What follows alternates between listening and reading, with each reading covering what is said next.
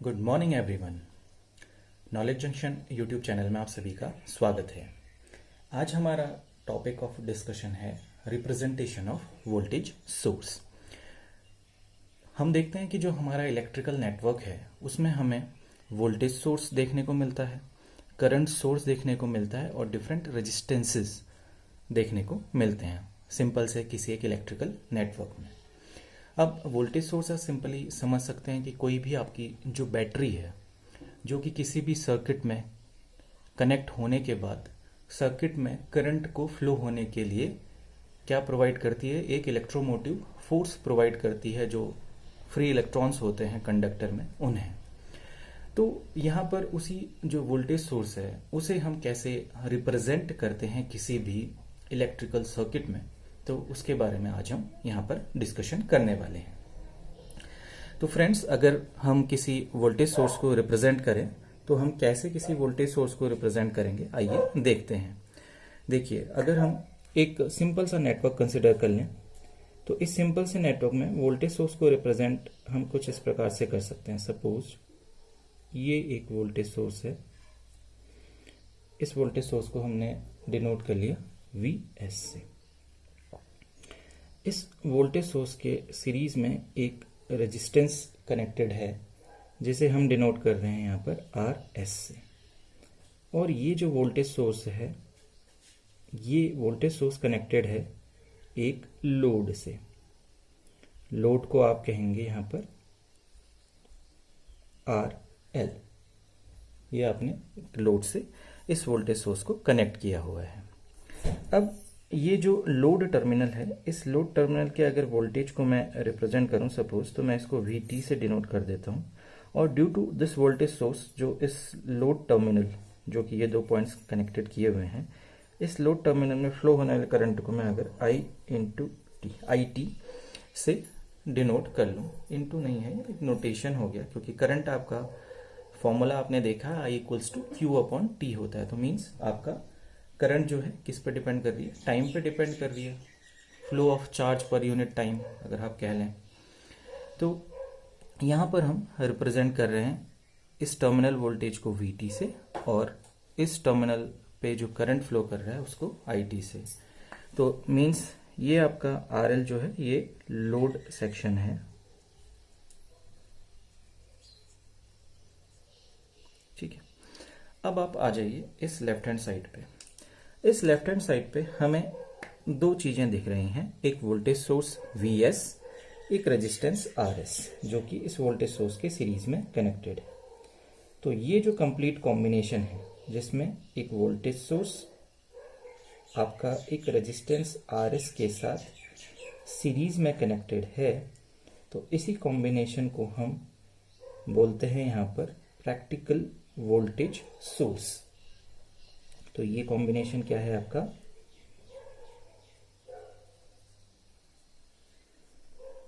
Practical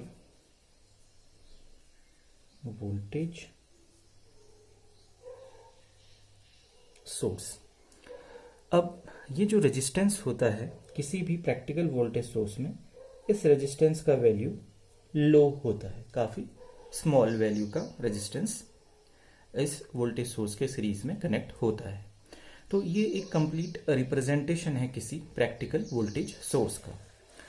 अब देखिए, अगर हमें ग्राफिकली इस प्रैक्टिकल वोल्टेज सोर्स को रिप्रेजेंट करना है, इसमें फ्लो होने वाली करंट और ये जो वोल्टेज है टर्मिनल वोल्टेज और ये जो टर्मिनल करंट है, इसे अगर हमें एक ग्राफ के थ्रू रिप्रेजेंट करना है तो हम इसे कैसे रिप्रेजेंट करेंगे। तो यहाँ पर आप देखिए, अगर आप इस क्लोज्ड पाथ में किरचॉफ्स वोल्टेज लॉ अप्लाई करते हैं तो देखिए आपको क्या मिलेगा। आप किरचॉफ्स वोल्टेज लॉ अप्लाई कीजिए। तो जैसे हमने देखा है प्रीवियस वीडियोस में, जब भी हम किरचॉफ्स वोल्टेज लॉ अप्लाई करते हैं तो सबसे पहले जो ये वोल्टेज सोर्स है, इससे जो हमने करंट को कंसिडर किया हुआ है, ये करंट इसके पॉजिटिव टर्मिनल को लीव कर रहा है। तो मैं इसको कैसे रिप्रेजेंट करूंगा, -Vs। देन ये करंट फ्लो कर रहा है इस रेजिस्टेंस के अक्रॉस, तो आप इसे कैसे रिप्रेजेंट कर लेंगे। सपोज आप इस डायरेक्शन में जैसे मूव कर रहे हैं, तो इसमें फ्लो होने वाला करंट ये IT है, तो IT इंटू RS। फिर नेक्स्ट, अब अगर आप टर्मिनल वोल्टेज को कंसिडर करना चाहते हैं तो ये करंट इस वोल्टेज के पॉजिटिव टर्मिनल पर एंटर कर रहा है, तो आप इसको कैसे रिप्रेजेंट कर लोगे वोल्टेज को? VT से। अब तीनों ही आपने कंसिडर कर लिए, तो आपकी इक्वेशन कुछ ऐसी हो जाएगी, -VS plus IT into RS plus VT equals to 0। ये आपको मिल गया। अब इसके बाद आपको क्या करना है, टर्मिनल वोल्टेज और टर्मिनल करंट को डिफरेंट साइड पे लिख लीजिए, अलग अलग साइड पे इक्वल्स टू के। तो ये हो गया आपका VT इक्वल्स टू, अब आप इसको दोनों को इधर ले आइए, तो ये हो जाएगा IT into RS plus VS। तो हम यहां पर देख रहे हैं ये जो VT है ये रिप्रेजेंट कर रहा है टर्मिनल वोल्टेज को, और ये जो IT यहां पर रिप्रेजेंट कर रहा है ये किसको रिप्रेजेंट कर रहा है? टर्मिनल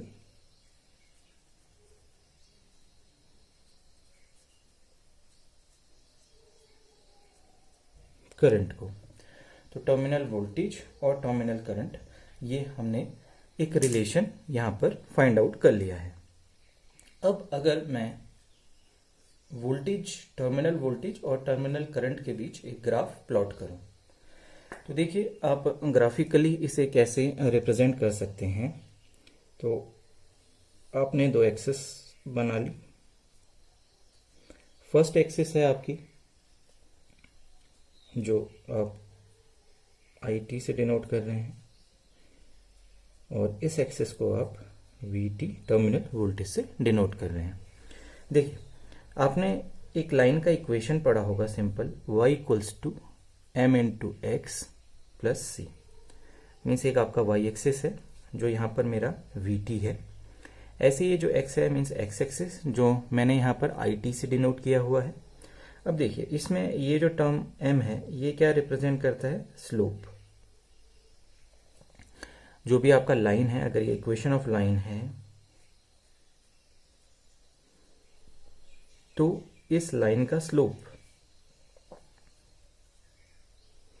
तो इसी को ये m रिप्रेजेंट करता है। और c क्या रिप्रेजेंट करता है? c आपका रिप्रेजेंट करता है कि आपकी लाइन इस y एक्सिस पे, जो कि मेरा यहां पर VT है, इस y एक्सिस पे किस पॉइंट पर कट कर रही है, या हम ऐसा कह सकते हैं इंटरसेक्शन पॉइंट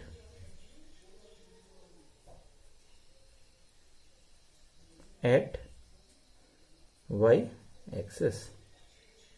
तो ये y एक्सिस पे इंटरसेक्शन पॉइंट को आपको रिप्रेजेंट करके देगा। अब अपनी इस इक्वेशन को आप अगर इस y equals to mx plus c से कंपेयर करके देखें, देखिए मैं यहीं पर लिख लेता हूं वापस, y equals to m into x plus c से आपने कंपेयर किया, तो कंपेयर करा तो अब देखिए y किसको रिप्रेजेंट कर रहा है? VT को। x किसको रिप्रेजेंट कर रहा है? यहां पर IT को। तो देखिए m किसको रिप्रेजेंट करेगा? माइनस ऑफ RS को। यही हो जाएगा, m रिप्रेजेंट करेगा माइनस ऑफ RS को। और यहां पर c क्या रिप्रेजेंट कर रहे हैं? देखिए VS। अब हमें इसको प्लॉट करना है। तो देखिए स्लोप का नेगेटिव होना मीन्स आपका स्लोप कैसा होगा? देखिए अगर मैं सिंपल से ग्राफ प्लॉट करके आपको दिखाऊं, ये एक ग्राफ है, इसमें ये आपका x एक्सिस है, ये आपका y एक्सिस है, ये लाइन आपका गिवन है। इस लाइन को अगर आप देखेंगे तो इस लाइन में वैसे सिंपली आपने स्लोप के बारे में ये पढ़ा होगा कि स्लोप इक्वल्स टू क्या होता है? Change in y upon change in x, delta y upon delta x। अब देखिए ये जो लाइन है ये अगर आप x एक्सिस में देख रहे हैं तो यहां पर भी इंक्रीज कर रही है, y एक्सिस में भी ये जो लाइन है वो इंक्रीज कर रही है, क्योंकि आप देख रहे हैं ये लाइन आपको ऐसे आगे की ओर बढ़ रही है। तो मीन्स यहां पर जो स्लोप आपको मिलने वाला है वो पॉजिटिव स्लोप है। या आप ऐसा भी कह सकते हैं कि ये जो एक्स एक्सिस है यहाँ पर सारी वैल्यूज पॉजिटिव हैं। सिमिलरली ये जो वाई एक्सिस है ये पॉजिटिव वाई एक्सिस है, तो इसमें सारी वैल्यूज वाई की भी पॉजिटिव हैं, तो जो आपको स्लोप प्राप्त होने वाला है वो पॉजिटिव है। अब यहाँ पर इसी स्लोप को अगर मैं ऐसे रिप्रेजेंट करता, या जो लाइन है अगर मैं इसको ऐसे ड्रॉ कर लूं, तो इस लाइन को आप देखिए, ये पॉइंट जो होगा देखिए वाई एक्सिस को जहां पर कट करता है उस पॉइंट को हम क्या बोलते हैं, सी। तो ये पॉइंट सी को रिप्रेजेंट कर रहा है, मीन्स ये जो स्लोप है देखिए, ये देखिए वाई में जो ये लाइन है वो डिक्रीज कर रही है और एक्स में लाइन इंक्रीज कर रही है। अब वाई में लाइन डिक्रीज कर रही है मीन्स इसको जो चेंज इन वाई है वो नेगेटिव हो जाएगा और चेंज इन एक्स तो पॉजिटिव है, तो एक न्यूमरेटर का टर्म आपका नेगेटिव हो गया, तो जो स्लोप है आपका यहाँ पर नेगेटिव स्लोप है। तो सिमिलरली आपको इस वाली लाइन को जब आपको प्लॉट करना है तो यहाँ पर जो स्लोप है वो आपका नेगेटिव स्लोप है जिसका वैल्यू आर एस है। तो मैं इसकी लाइन को ड्रॉ करता हूँ, तो देखिए इस टाइप से आपको एक लाइन मिलेगी। इस लाइन में आप देखिए ये पॉइंट जहां पर वाई एक्सिस को कट किया गया है ये आपका वी एस को रिप्रेजेंट करेगा, तो यहां पर इसका वैल्यू क्या हो गया आपका वी एस। ठीक है, ये स्लोप, तो स्लोप आपको कितना मिल रहा है, नेगेटिव ऑफ आर एस आपको स्लोप मिलने वाला है। अच्छा, एक्स एक्सिस पे जो इंटरसेक्शन पॉइंट है इस लाइन का, अगर आपको उसे कैलकुलेट करना है तो एक्स एक्सिस पर लाइन का इंटरसेक्शन पॉइंट अगर आपको देखना है तो हम क्या कहेंगे, इस एक्स एक्सिस पर ये जो y है मीन्स जो vt है उसका वैल्यू 0 होगा।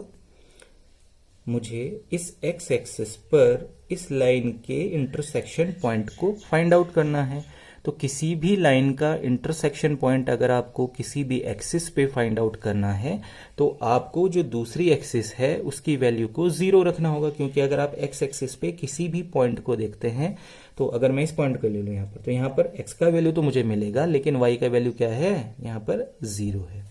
तो सिमिलरली अगर मैं इस vt को 0 पुट कर लूं इक्वेशन में, तो 0 equals to minus I T into R S plus V S.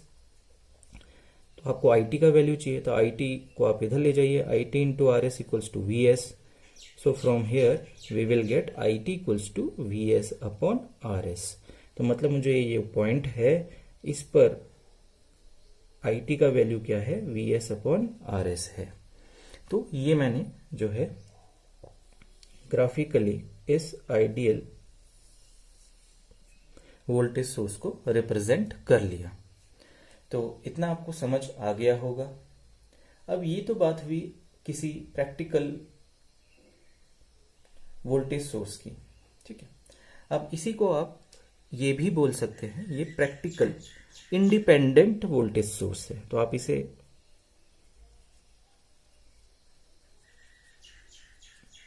Practical independent voltage source name से भी रिप्रेजेंट कर सकते हैं। अब दो चीजें होती हैं, एक आपका प्रैक्टिकल सोर्स और एक आपका आइडियल सोर्स। अब आइडियल सोर्स हम किसे कहेंगे, यहां पर आइडियल वोल्टेज सोर्स। अब देखिए, अगर मैं इस RS की वैल्यू को मिनिमम ले लूं तो RS का हम कह रहे हैं ऑलरेडी कि ये जो वोल्टेज सोर्स है इसके सीरीज में जो रेजिस्टेंस कनेक्टेड है उसका वैल्यू बहुत ही कम होता है। तो RS का अगर आप मिनिमम वैल्यू देखें तो किसी भी रेजिस्टेंस का मिनिमम वैल्यू क्या हो सकता है, 0 ओम। तो इसका मिनिमम वैल्यू अगर मैं 0 ले लूं तो यही जो मेरा रिप्रेजेंट करेगा वो आइडियल वोल्टेज सोर्स को रिप्रेजेंट करेगा। तो for an ideal voltage source जो सीरीज रेजिस्टेंस है जो कि आपका वोल्टेज सोर्स के साथ कनेक्टेड है उसका वैल्यू कितना होता है, 0, मींस ये प्रेजेंट नहीं होगा। तो आइडियल वोल्टेज सोर्स के लिए RS का वैल्यू क्या हो जाएगा, 0। अब अगर इसी आइडियल वोल्टेज सोर्स के लिए ये हो जाएगा फॉर आइडियल वोल्टेज सोर्स। अब इस आइडियल वोल्टेज सोर्स के लिए ग्राफिकली अगर आप इसको रिप्रेजेंट करना चाहें तो ग्राफिकली क्या होगा इसके साथ, आप ध्यान से देखिए। हमारी अभी इक्वेशन थी Vt equals to minus of I T into R S plus V S, यही थी। तो यहां से आपको क्या मिल गया, देखो अगर आप आर एस को 0 पुट कर लेते हैं तो आपको क्या मिल जाएगा, देखिए V T equals to V S, यही मिल जाएगा। मीन्स जो ये टर्मिनल वोल्टेज है वो आपकी सोर्स वोल्टेज, जो वोल्टेज सोर्स का वोल्टेज है उसके इक्वल हो जाएगा। अब अगर आप इसको ग्राफिकली प्लॉट करके देखना चाहें तो ग्राफिकली कैसे प्लॉट अगर हम इसे करें तो यहां पर आप देखिए Vt का वैल्यू क्या है, Vs, और करंट का वैल्यू क्या है, यहां पर बताइए करंट का वैल्यू क्या है, आप यहां पर फाइंड आउट कर सकते हैं करंट का वैल्यू इस इक्वेशन में। आपको ऑलरेडी अब Rs का वैल्यू तो 0 है, तो यहां पर तो ये टर्म ही आपका क्या हो जाएगा, कंप्लीट टर्म 0 हो जाने वाला है। अब देखिए मैं इसको ग्राफ में प्लॉट करता हूं किसी आइडियल वोल्टेज सोर्स का ग्राफिकल रिप्रेजेंटेशन। तो ग्राफिकली रिप्रेजेंट करेंगे अगर आप, तो ये था आपका Vt और यहां पर था आपका It, और देखिए आपको एक कांस्टेंट वैल्यू मिल गया है Vt का Vs। तो अगर ये कोई भी पॉइंट है जहां पर इसका वैल्यू Vs है तो आप इसको कैसे रिप्रेजेंट करेंगे, आप एक स्ट्रेट लाइन से, क्योंकि ये जो It है इस पर डिपेंड तो कर ही नहीं रहा है ना। इनिशियली जो आपकी प्रैक्टिकल वोल्टेज सोर्स की इक्वेशन थी वहां पर जो Vt था वो It पर भी डिपेंड कर रहा था, क्योंकि आपका Rs प्रेजेंट था। यहां पर क्या है, जो आपका for ideal voltage source Rs का वैल्यू 0 हो गया। अब जैसे ही ये 0 हो गया तो ये पूरा कंप्लीट टर्म ही आपका 0 हो गया। तो Vt का वैल्यू आपको क्या मिल गया, सिंपली Vs, जो कि एक कांस्टेंट वोल्टेज है। तो हम इसको क्या बोल सकते हैं, कांस्टेंट वोल्टेज सोर्स भी कह सकते हैं, जो कि एक कांस्टेंट वोल्टेज हर समय आपको प्रोवाइड करने वाला है। तो आप इसको क्या कह लेंगे, आइडियल वोल्टेज सोर्स को ही आप क्या कह सकते हैं, यहां पर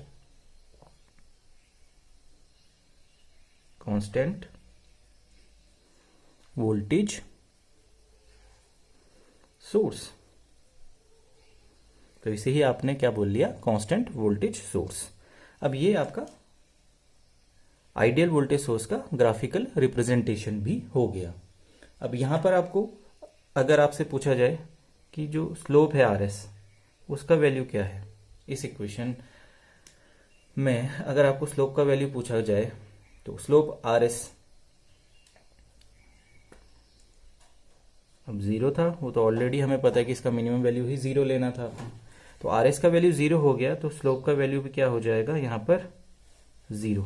जब भी कोई लाइन आपका किसी भी, जैसे ये It, अगर मैं इसको एक्स एक्सिस बोलूं, इस एक्स एक्सिस के जो अगर पैरेलल लाइन आप ड्रॉ कर रहे हैं तो ये पैरेलल लाइन क्या एक्स एक्सिस को कट करने वाली है। पैरेलल लाइन कभी भी एक दूसरी लाइन को कट नहीं करती हैं।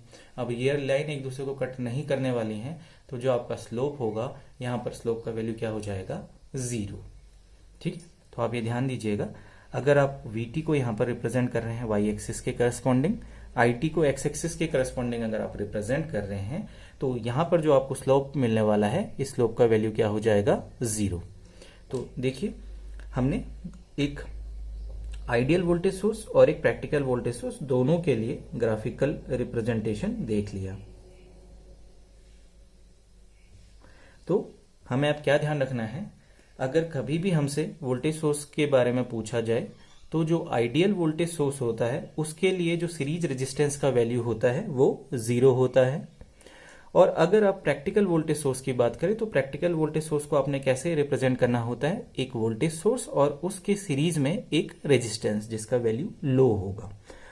तो यही आपका complete representation of voltage source है। आपको ये रिप्रेजेंटेशन ऑफ वोल्टेज सोर्स समझ आ गया होगा। तो यहां पर हमने 2-3 चीजें ही देखी हैं, एक तो किरचॉफ्स वोल्टेज लॉ को अप्लाई करा और एक लाइन की इक्वेशन को यूज करके यहां पर इसको ग्राफिकली रिप्रेजेंट कर लिया।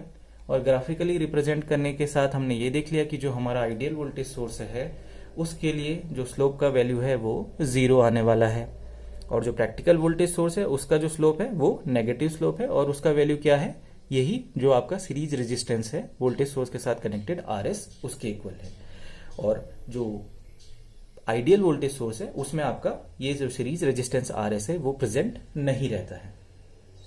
तो फ्रेंड्स, आशा करता हूं आपको ये voltage source, practical voltage source जिसे आप प्रैक्टिकल इंडिपेंडेंट वोल्टेज सोर्स भी कहते हैं, और एक आइडियल वोल्टेज सोर्स जिसे आप एक कांस्टेंट वोल्टेज सोर्स कह रहे हैं, आपको समझ आ गया होगा। ओके फ्रेंड्स, मिलते हैं नेक्स्ट वीडियो में किसी दूसरी जानकारी के साथ। तब तक के लिए टेक केयर, बाय बाय।